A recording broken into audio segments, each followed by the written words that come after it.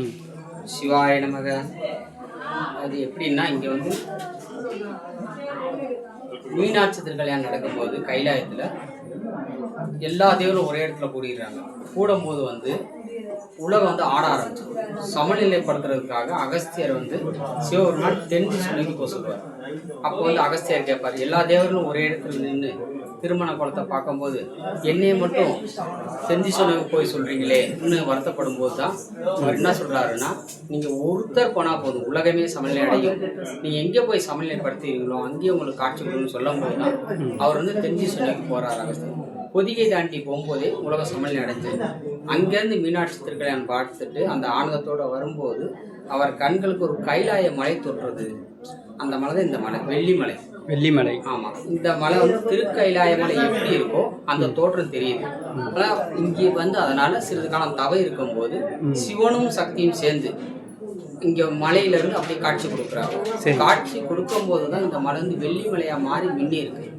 அதனாலதான் மலையோட பேர் வெள்ளிமலை. வெள்ளிமலை. சிறிது காலம் அவங்க கிளம்பும்போது வெள்ளிமலையை வெறுமலையாகி கிளம்பிட்டாருன்னு சொல்லுவாங்க. இன்னொன்று எப்படின்னா, இங்க வந்து போகர் வந்து மூலிகைக்காக வந்த இடம். சரிங்க. இங்க போகர் மூலிகை, போகரும் அகஸ்தியர் வந்த இடம்.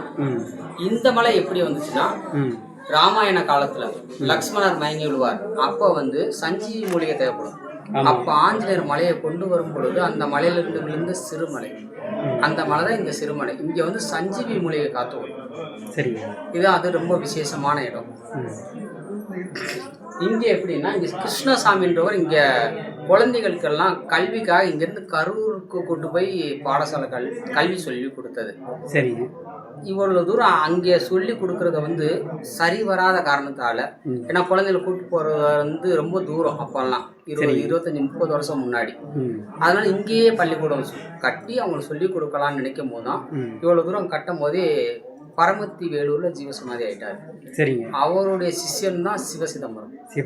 இவர் ஆமா, வேலுச்சாமி ஐயா பேரு, அதுக்கப்புறம் சிவதிச்சார், அப்புறம்தான் சிவசிதம்பரம்.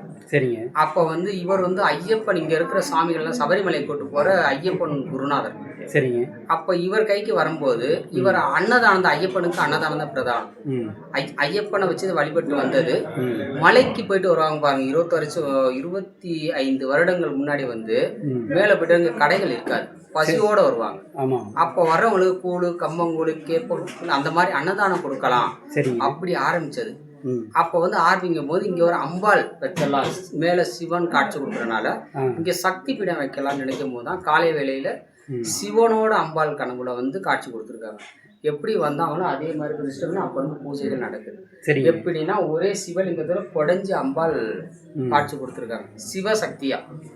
இங்க வந்து அவங்க தங்களுடைய குலதெய்வத்தையும் இஷ்ட தெய்வம் அம்மாளையும் நினைச்சு வேண்டும் போது உங்கள் பிரார்த்தனைகள் வேகமா நிறைவேறும். எப்படின்னா, இங்க யுகங்கள் பல இப்ப கலியுகம் நடக்குது. ராமாயண காலத்துல எத்தனை யுகங்கள் மாறி வந்துருது. அப்ப வந்து இங்க வேண்டும் போது குருவருளும் திருவருளும் ஒண்ணு சேரும், நினைச்ச காரியங்கள் வேகமா நடக்கும். இந்த பக்கம் உட்காந்து கொஞ்ச நேரம் அமைதியா உட்காந்து அம்மையப்பன், இங்க வந்து சிவசக்தி அம்மையப்பனா அதை காட்சி கொடுக்குறாங்க. வேண்டும் போது நினைத்த காரியம் வேகமா நிறைவேறும். சாமி ஓம் நம சிவாய. சிவாய நமக. தென்னாட்டுடைய சிவனே போற்றி, எந்நாட்டவர்க்கும் இறைவா போற்றி, கைலை மலையானே போற்றி போற்றி. நம சிவாய. திருச்சிற்றம்பலம். திருச்சிற்றம்பலம்.